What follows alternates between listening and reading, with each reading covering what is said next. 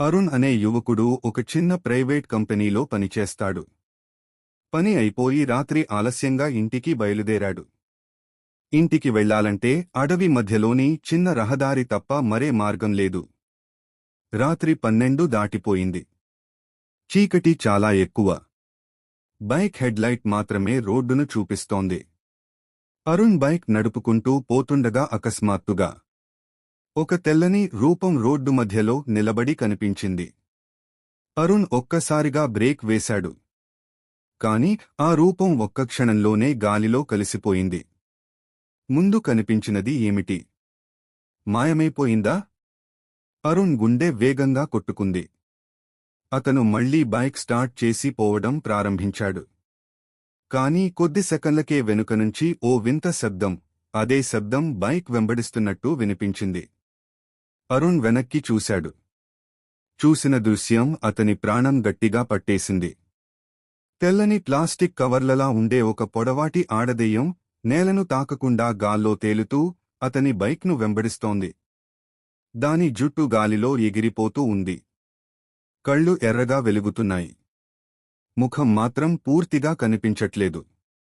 అరుణ్ బైక్ను ఫుల్ స్పీడ్లో నడిపాడు. కాని దెయ్యం కూడా అదే స్పీడ్తో వెనుకనే వచ్చింది. మెల్లగా మెల్లగా ఆ దెయ్యం దూరాన్ని తగ్గించుకుంటూ వచ్చింది. అరుణ్ గుండె పేలిపోతుందా అన్నంతగా కొట్టుకుంటోంది. ఆ దెయ్యం అరుస్తూ, ఆగు! అరుణ్ బైక్ హ్యాండిల్ గొంతుకలతో కంపించింది. అతను ఏ దారిలో ఉన్నాడో కూడా కనిపించడం మానేసింది. అతను అలా ఒక మలుపు తిరిగిన వెంటనే దెయ్యం ఒక్కసారిగా బైక్ ముందు ప్రత్యక్షమైంది. బైక్ స్కిడ్ అయి పడబోతుంది. అరుణ్ కళ్ల ఎదుట నల్ల చీకటి. బైక్ స్కిడ్ అయ్యేలోపే అరుణ్ బ్రేక్ను గట్టిగా నొక్కాడు. టైర్లు నేలమీద రాపిడి శబ్దం చేస్తూ ఆగిపోయాయి. బైక్ ముందే ఆ దెయ్యం నిలబడి ఉంది. అది నిలబడింది కాదు. నేలకి కొంత ఎత్తులో గాల్లో తేలుతోంది. దాని జుట్టు ముఖం మొత్తం కప్పేసి పాదాలు నేలను తాకడం లేదు. అరుణ్ గొంతులో మాటే రావడం లేదు. ఆ దెయ్యం నెమ్మదిగా తల పైకెత్తింది. జుట్టు పక్కకు జారిపడి దాని ముఖం కనిపించింది. మొత్తం ముఖం తెల్లగా, గాయం ఉన్నట్టు చీలిపోయి, పెదవి పక్కవైపు చీలినట్టుగా, కళ్ళు మాత్రం పూర్తిగా ఎరుపు రంగులో మండుతున్నాయి. ఎందుకు నన్ను లేపావ్ అని ఆ దెయ్యం గుగ్గులమనే స్వరంతో అడిగింది. అరుణ్ తడబడుతూ, నేను ఏమీ చేయలేదు. నేను వెళ్ళాలి అన్నాడు. దెయ్యం ఒక్కసారిగా భయంకరంగా కేకేసింది. ఎవరూ ఈ రహదారిపై రాత్రిళ్ళు ఒంటరిగా వెళ్లకూడదు. అరుణ్ గుండె ఒక్కసారిగా దిగిపోయింది. అతను బైక్ స్టార్ట్ చేసి దూసుకెళ్లడానికి ప్రయత్నించాడు. కాని బైక్ స్టార్ట్ కావడం లేదు. అప్పుడు ఆ దెయ్యం బైక్కి దగ్గరికి వచ్చి తన పొడవాటి చేతిని అరుణ్ వైపు చాపింది. చేతి అంత పొడవుగా, మానవుడి చేతిలా కాకుండా పిల్లర్లాగా పొడవుగా లాగబడి ఉంది. అరుణ్ భయంతో వెనక్కి వాలి బైక్ మీదే కూర్చుని వణకసాగాడు. దెయ్యం చేతి అతని భుజం మీద పడబోతున్నప్పుడు ఒక దారి నుంచి హఠాత్తుగా మండుతున్న టార్చ్ లైట్ వెలుగుపడింది. అరే! ఎవరు అక్కడా అని ఒక పురుషుడి గట్టిస్వరం. ఆ వెలుగు దగ్గర పడుతుంటే దెయ్యం వెంటనే వెనక్కి సరిగ్గా వెళ్ళి గాల్లోకి ఎగిరి చెట్ల మధ్యకి దూకి పూర్తిగా కనిపించకుండా పోయింది. అరుణ్ ఊపిరి పీల్చుకుంటూ వెనక్కి తిరిగి చూశాడు. టార్చ్ పట్టుకుని వస్తున్న వ్యక్తి ఒక వృద్ధుడు. వాడి కళ్లల్లో ఆందోళన, కాని ముఖంలో ఒక ఆశ్చర్యకరమైన ప్రశాంతత ఉంది. అతను అరుణ్కి దగ్గరికి వచ్చి నెమ్మదిగా అన్నాడు, దానిని చూశావా? దెయ్యం ఈ రహదారిలో ఎవరికీ బ్రతికి వెళ్లనివ్వదు. అరుణ్ కళ్ళు పెద్దవయ్యాయి. అంటే మరెంతో మందిని? వృద్ధుడు నిశ్శబ్దంగా తల ఊపాడు. నీకప్పుడే మొదలు కాదు. ఈ అడవిలో ఏం జరిగిందో తెలుసుకోవాలంటే నన్ను వెంటపడ్. అరుణ్ గట్టిగా మింగి అతనివైపు చూశాడు. వృద్ధుడు నడవడం ప్రారంభించాడు. అతడు ఎక్కడికి తీసుకెళ్తున్నాడు? ఆ దెయ్యం అసలు ఎవరు? ఎందుకు రాత్రి బైక్ వెంబడిస్తుంది? వృద్ధుడు నెమ్మదిగా అడవి లోపలికి నడుస్తుండగా అరుణ్ బైక్ను తోసుకుంటూ అతని వెంట వెళ్లసాగాడు. రాత్రి ఇంకా ఎక్కువ చీకటిగా మారింది. చెట్ల మధ్యనుంచి గాలికి వచ్చే గుసగుసల శబ్దం భయానకంగా వినిపిస్తోంది. కొంచెం దూరం వెళ్లిన తర్వాత వృద్ధుడు ఆగి ఒక పాడైపోయిన చిన్న కట్టడాన్ని చూపించాడు. ఇదిగో, ఇదే ఆ అమ్మాయి చివరిసారి కనిపించిన స్థలం అని అన్నాడు. అరుణ్ గుండె మెల్లిగా కొట్టుకుంది. అమ్మాయి అంటే ఆ దెయ్యం ఎవరు? వృద్ధుడు దీర్ఘంగా నిట్టూర్చాడు. 10 ఏళ్ల క్రితం ఇక్కడ మాయా అనే యువతి ఉండేది. ఒకరోజు రాత్రి ఇంటికి వెళ్తూ చీకట్లో ఈ రహదారిలో ఎవరో ఆమెను వెంబడించారు. ఆమె పరుగెత్తింది. వారు ఆమెను విడిచిపెట్టలేదు. అతను కాసేపు ఆగి నెమ్మదిగా కొనసాగించాడు. ఆమె చివరిసారి ఈ కట్టడంలోకి పరుగెత్తి వచ్చిందట. తర్వాత ఉదయానికి ఆమె శరీరం ఇక్కడే లభించింది, చీల్చిపడేసినట్లుగా. ముఖం కూడా ఎవరికీ కనిపించలేనంత భయంకరంగా. అరుణ్ చెమటతో తడిసిపోయాడు. అప్పటినుంచి ఆమె ఆత్మ ఈ రహదారిలో తిరుగుతుంది. తన లాంటి పరిస్థితిలో ఉన్నవారిని చూస్తే వెంబడిస్తుంది. కొన్నిసార్లు వారిని రక్షిస్తుంది. కానీ మరికొన్నిసార్లు. వృద్ధుడు మాట మధ్యలోనే ఆపేశాడు. అరుణ్ వెంటనే అడిగాడు, మరి నన్నెం కోసం వెంబడించింది? నన్ను ఎందుకు ఆపింది? వృద్ధుడు అరుణ్ ముఖంలోకి చూసి అన్నాడు, నీ వెనుక కూడా ఎవరో ఉన్నారు కాబోలు. అదే క్షణం అరుణ్ ఫోన్ ఒక్కసారిగా అని పెద్దగా వైబ్రేట్ అయింది. స్క్రీన్పై ఒకే ఒక్క పదం కనిపించింది. రాన్. అరుణ్ గుండె ఆగిపోయినట్టే అయ్యింది. అతను నెమ్మదిగా వెనక్కి తిరిగి చూశాడు. చెట్ల మధ్యలో కాస్త దూరంలో ఎవరన్నా నిలబడి ఉన్నట్టుగా ఒక నల్లని నీడ కదులుతోంది. ఆ నీడకు కళ్ళు మాత్రమే కనిపిస్తున్నాయి. అవి ఎర్రగా వెలుగుతున్నాయి. అవి దెయ్యం కళ్ళు కాదు. ఇది మరొకటి. వృద్ధుడు వెంటనే అరవాడు. అరుణ్, అది మాయా కాదు. అది ఆమెను చంపిన అసలు వాడు. ఇంకా బతికే ఉన్నాడు. చుట్టూ చీకటి ఒక్కసారిగా భయంకరంగా నిండిపోయింది. వృద్ధుడు అలా కేక వేయగానే అరుణ్ శరీరం అంతా గడ్డ కట్టిపోయింది. చెట్ల మధ్య కనిపిస్తున్న ఆ నల్లని నీడ, అది దెయ్యం కాదు, ఒక మనిషి. కాని మనిషిలా కనిపిస్తూనే అతని కదలికల్లో ఏదో అసహజం ఉంది. వృద్ధుడు అరుణ్ చేతిని పట్టుకుని నెమ్మదిగా అన్నాడు, పరిగెత్తకు. అది మనల్ని వెంటనే గుర్తిస్తుంది. నెమ్మదిగా వెనక్కిరా. అరుణ్ నడవడానికి కూడా వణికిపోతున్నాడు. ఆ నీడ మాత్రం ఒక్క అడుగు ముందుకు వేసింది. మరో అడుగు. అరుణ్కి స్పష్టంగా కనిపించింది మనిషి శరీరం. కాని జుట్టు బాగా పెరిగి చేతులు అసహజంగా పొడవుగా. మృగంలా వంగి నడుస్తున్నాడు. వృద్ధుడు గుసగుసగా అన్నాడు, అతడే మాయాను హింసించినవాడు. అడవిలో దాక్కుని ఉండిపోతాడు. రాత్రి ఎవరు వస్తే వారిని వెంబడిస్తాడు. దెయ్యం కంటే ఇతడే ప్రమాదం. అరుణ్ గుండెలో భయం పీక్కి చేరింది. ఆ నీడ ఒక్కసారిగా మెట్లా జంప్ చేసేస్తూ దగ్గరికి వచ్చింది. ఇప్పుడు అతని ముఖం స్పష్టంగా కనిపిస్తుంది. ముఖం మొత్తం కోతలతో ఉంది. కళ్ళు రక్తంతో నిండిపోయి అతి పెద్దగా తెరిచి ఉన్నాయి. అతను తన నోటితో వింత శబ్దం చేస్తున్నాడు. ఓ క్షణంలోనే అతడు అరుణ్ వైపు పరిగెత్తాడు. వృద్ధుడు కేక వేశాడు, వెంటనే బైక్ పైకి ఎక్కు. ఇప్పుడే. అరుణ్ బైక్కి నేరుగా పరిగెత్తాడు. ఆ క్రూరుడు కూడా అదే దిశగా దూసుకొస్తున్నాడు. అరుణ్ బైక్ స్టార్ట్ చేయడానికి ప్రయత్నించాడు. మొదట స్టార్ట్ కాలేదు. కేవలం కొన్ని అడుగుల దూరంలో ఆ మృగం చేతులను ముందుకు చాచి అరుణ్ను పట్టుకోబోతున్నాడు. అప్పుడే బైక్ ఒక్కసారిగా స్టార్ట్ అయింది. అరుణ్ ఫుల్ స్పీడ్లో బయలుదేరాడు. ఆ మనిషి వెనకాల పరిగెత్తాడు. చాలాసేపు బైక్ వెంబడించాడు. కాని చివరకు దూరమయ్యాడు. అరుణ్ వెనక్కి చూసి ఊపిరి పీలుస్తుండగా బైక్ మిర్రర్లో ఒక తెల్లని రూపం కనిపించింది. అదే మాయా దెయ్యం. ఆమె అరుణ్ వైపు చూసి నెమ్మదిగా తల వంచింది. అది పరుగెత్తు, రక్షించుకో అన్నట్టుగా. ఆ రూపం వెంటనే గాల్లో కలిసిపోయింది. అరుణ్ బైక్ను వేగంగా నడుపుతూ అడవి బయటకు వస్తుండగా అతని కళ్లల్లో ఒక్కసారిగా వెండి కాంతి మెరిపించింది. రోడ్డుపై ముందే మాయా దెయ్యం మళ్లీ కనిపించింది. ఈసారి ఆమె చూపు భయంకరం కాదు, అది హెచ్చరిక. ఆగు అనేలా ఆమె చేతిని పైకెత్తింది. అరుణ్ బైక్ ఆపేశాడు. మాయా దెయ్యం నెమ్మదిగా మాటలకి ప్రయత్నిస్తున్నట్లుంది. ఆమె పెదవులు కదులుతున్నాయి. బైక్ ఆగగానే అరుణ్ గుండె బలంగా కొట్టుకుంది. మాయా దెయ్యం రహదారి మధ్యలో నిలబడి ఉంది. ఈసారి ఆమె ముఖం స్పష్టంగా కనిపిస్తోంది. మునుపటి భయంకర రూపం కాదు. ఇప్పుడు ఆమె కళ్లలో దుఃఖం మాత్రమే ఉంది.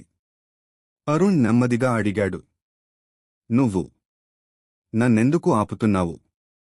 మాయా దెయ్యం చేతిని ముందుకు చాచి చాలా తక్కువ స్వరంతో మాట్లాడినట్టు అనిపించింది. ఆగు, అతడు వస్తున్నాడు. అరుణ్ గుండెలో మళ్లీ భయం మొదలైంది. అతడు అంటే ఆ అడవిలో తిరిగే క్రూరుడా? మాయా నెమ్మదిగా తల ఊపింది. ఆమె రూపం కాస్త కదిలింది. గాలిలా కంపించింది. అతను మనిషి కాదు ఇక. అతని మీద ఏదో ఉంది. చీకటి. అతను నన్ను చంపలేదు. నన్ను చంపిందేది ఇంకేదో. అరుణ్ ఒక్కసారిగా షాక్ అయ్యాడు.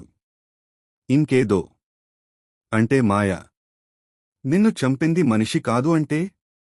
ఆమె తల వంచింది. దెయ్యం కళ్లలో కన్నీటి బిందువుల్లా మెరుపు కనిపించింది. అతడు నన్ను వెంబడించాడు. కాని నన్ను రహదారిపైకి లాగి తీసుకెళ్ళింది మరో నీడ. నల్లగా, ఎత్తుగా, మనిషి లాంటి నీడ కాదు. అదే క్షణం గాలిలో నుంచి భారీగా వింత శబ్దం వినిపించింది. అరుణ్ గుండె ఒక్కసారిగా బిగుసుకుంది. మాయా దెయ్యం వెంటనే అరుణ్ వైపు తిరిగి కేకేసింది, పరుగెత్తు, ఇప్పుడే. అరుణ్ బైక్ స్టార్ట్ చేశాడు. హెడ్లైట్ వెలుతురులో చెట్ల మధ్య పెద్ద నీడ కదిలింది. అది మనిషి కాదు, ఒక భయంకరమైన పెద్ద రూపం. అరుణ్ భయంతో బైక్ దూసుకెళ్తూ ఉండగా వెనుక చెట్లపైనుంచి భారీ కేక, రోడ్డుపైన పొగలా, చీకటిలా కదులుతున్న ఏదో అరుణ్ణి వెంబడించడం ప్రారంభించింది. మాయా దెయ్యం అరుణ్ వెనక పక్కనే తేలుతూ వస్తోంది. అమ్మాయి దెయ్యం ఈసారి భయపెట్టడం కాదు, రక్షించడం. అరుణ్ కన్నులు మిర్రర్కి వెళ్లాయి. వెనుక చూస్తే ఒక నల్లని మహారూపం. కంటి స్థానంలో 2 పెద్ద ఖాళీలు. పాదాలు నేలను తాకకుండా లేచిపోతున్నట్టుగా. అది వేగంగా దగ్గరవుతోంది. మాయా దెయ్యం అరుణ్ ఎదుట కనిపించింది. నిన్ను కాపాడగలను. కాని నువ్వు ఈ అడవి దాటాలి. అడవి చివరలో కాంతి కనిపిస్తోంది. అక్కడికి చేరితే మాత్రమే రక్షణ. కాని ఆ రూపం చాలా వేగంగా వచ్చేస్తోంది. అరుణ్ బైక్ గరిష్ట స్పీడ్లో దూసుకెళ్లాడు. మునుపు ఎప్పుడూ ఇలా వేగంగా నడపలేదు. ఇప్పుడు అడవి రహదారిలో చివరి 50 మీటర్లు మాత్రమే మిగిలాయి. వెనుక నుంచి ఆ మృగం అరుస్తోంది. చెట్లన్నీ కంపిస్తున్నాయి. మాయా చేతిని పైకి ఎత్తి అరవసాగింది. వెళ్ళు, ఇప్పుడు వెళ్ళు. నేను అడ్డుకుంటాను. అరుణ్ బైక్ను ఫుల్ స్పీడ్లో నడుపుతున్నాడు. అడవి చివర్లోని వెలుతురు కాస్త దగ్గరపడుతోంది. కాని వెనకనుంచి వచ్చే ఆ భారీ అరుపు అతని చెవుల్లో మార్మోగుతోంది. చెట్లు కంపుతున్నాయి. గాలి ఒక్కసారిగా కఠినంగా దెబ్బకొడుతోంది. అరుణ్కి అనిపిస్తోంది, ఇంక ఒక్క తప్పు చేస్తే జీవించను. అప్పుడే మాయా దెయ్యం అతని ముందు ప్రత్యక్షమైంది. ఆమె ముఖంలో భయం కాదు, ఒక రకమైన ధైర్యం. వేగం తగ్గించకు. వెనక్కి చూడకు. నేను అడ్డుకుంటాను అని ఆమె గుసగుసగా చెప్పింది. అరుణ్ చెమటతో తడుస్తూ బైక్ హ్యాండిల్ పట్టుకున్నాడు. మాయా దెయ్యం రహదారిని అడ్డుకుని నిలబడింది. చీకటి రూపం దగ్గరికి వచ్చింది. ఇప్పుడు అది స్పష్టంగా కనిపిస్తోంది. మానవుడు కాదు, మృగం కూడా కాదు. ఒక పొడవాటి నీడ నిండిన శరీరం, చెట్టు కొమ్మల లాంటి చేతులు, మధ్యలో పెద్ద ఖాళీ కళ్ల గుహలు, నోరు చీలినట్టుగా పెద్దగా. అది గాల్లో తేలేకుండా నేలను గుద్దుకుంటూ పరిగెడుతోంది. పాదాలంటే పాదాలు కాదు, చీకటి పొగలు. మాయా దెయ్యం తన చేతులను ఆ రూపం వైపు చాపింది. ఇక్కడితో ఆగు, ఆమె కేకేసింది. ఆ చీకటి రూపం ఒక్కసారిగా గర్జించి మాయాపై దూసుకెళ్ళింది. రెండింటి మధ్య ఢీ కొట్టిన శబ్దం. భూమ్! అడవి మొత్తం కంపిపోయింది. చెట్లపై ఆకులు కురియసాగాయి. మాయా దెయ్యం పూర్తి శక్తితో ఆ నీడను వెనక్కి నెట్టింది. కాని ఆ రూపం చాలా బలంగా ఉంది. దాని చేతులు పొడుచుకుని మాయా ఛాతిపై పడ్డాయి. ఆమె మొదటిసారి నొప్పి అనుభవించినట్టు ముఖం వంకరైంది. ఆమె అరుణ్ వైపు చూసి కేకేసింది. అరుణ్! నువ్వు వెళ్తేనే ఇది బలహీనమవుతుంది. అడవి చివరికి చేరిపో. అరుణ్ బైక్పై పట్టు గట్టిగా బిగించాడు. ఇంకా 40 మీటర్లు, 30 మీటర్లు, 20 మీటర్లు. వెనకవైపు ఘోర శబ్దం. మాయా దెయ్యం నేలపై పడిపోయింది. ఆ చీకటి రూపం వెంటనే లేచి అరుణ్ వైపే పరిగెత్తింది. బైక్కి దగ్గరగా వచ్చేసింది. అరుణ్ చొక్కా వెనుక భాగం దాని పొడవాటి వేళ్లు తాకాయి. కేవలం కొన్ని క్షణాలు మాత్రమే మిగిలాయి. అడవి చివరి వెలుతురు అతని ముందే ఉంది. మాయా చివరిసారి కేక వేసింది. వెళ్ళు అరుణ్! వెలుతురు నీను కాపాడుతుంది. అరుణ్ చివరి శక్తితో బైక్ త్రొక్కాడు. వెనకనుంచి ఆ రూపం ఉరుములా దూసుకొస్తోంది. అడవి అంచు, దాని కాంతి. అతనికి చివరి ఆశ. అరుణ్ బైక్ను చివరి శక్తితో త్రొక్కాడు. అడవి బయట కనిపిస్తున్న ఆ ఒక్క వెలుతురు ఇప్పుడు అతనికి ప్రాణం లాంటిది. వెనకనుంచి వచ్చే శబ్దం భయంకరంగా ఉంది. చీకటి రూపం ప్రతి అడుగులో నేలను గుద్దుతున్నట్టుగా అది చాలా దగ్గరికి వచ్చేసింది. అది దాదాపు అరుణ్ వెనకే ఉంది. అప్పుడే బైక్ ఒక్కసారిగా చీకటి నుంచి వెలుగులోకి వచ్చింది. వెలుగు అతని శరీరాన్ని తాకిన క్షణం ఆ చీకటి రూపం పెద్దగా అని కేకేసింది. అది వెలుతురును చేరలేక అడవి అంచునే నొప్పితో అరిచి వెనక్కి లాగబడింది. దాని శరీరం పొగలా చెదిరిపోయింది. కొన్ని క్షణాల్లో అది పూర్తిగా అదృశ్యమైంది. అరుణ్ బైక్ ఆపి శ్వాస తీసుకుంటూ నేలపై కూర్చున్నాడు. గుండెల్లో దడ ఇంకా తగ్గలేదు. అప్పుడే అతని ముందే మాయా దెయ్యం నెమ్మదిగా ప్రత్యక్షమైంది. ఇప్పుడు ఆమె భయానకంగా లేదు. శాంతంగా, చాలా నిశ్శబ్దంగా కనిపిస్తోంది. అరుణ్ లేచి, నన్ను రక్షించింది నువ్వే. ధన్యవాదాలు అన్నాడు. మాయా నెమ్మదిగా తల ఊపింది. ఆమె చేతిని అరుణ్ భుజంపై పెట్టడానికి ప్రయత్నించింది. కాని చేయి అతనిని దాటిపోయి గాలిలో కలిసిపోయింది. ఇంకా చాలామంది ఆ చీకటి రూపం చేతిలో చనిపోయారు. ఆమె కదిలే పెదవులతో చెప్పింది. అరుణ్ అడిగాడు, అది ఏంటి? ఎందుకు మనుషులను దాడి చేస్తుంది? మాయా నెమ్మదిగా చెప్పింది. అది ఆ అడవిలో పుట్టిన చీకటి. అక్కడ చనిపోయిన వారి బాధ, భయం అన్నీ కలిసిపోయి రూపం దాల్చింది. మరి నిన్ను ఎందుకు? ఆమె కళ్ళు కాసేపు మూసుకుంది. నేను ఒంటరిగా వెళ్తుండగా మొదట నన్ను వెంటాడింది మనిషి. కాని నన్ను చంపింది ఆ చీకటే.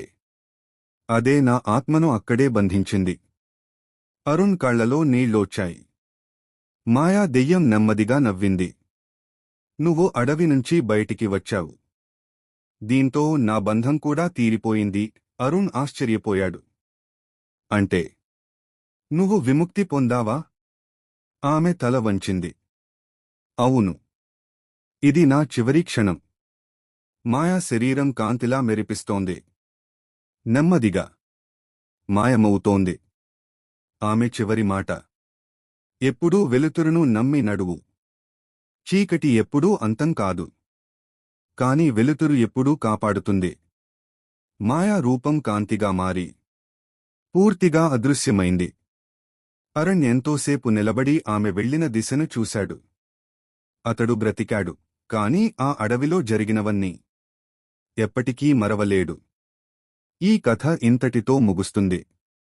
ఈ వీడియో మీకు నచ్చినట్లయితే మన ఛానల్ను సబ్స్క్రైబ్ చేయండి.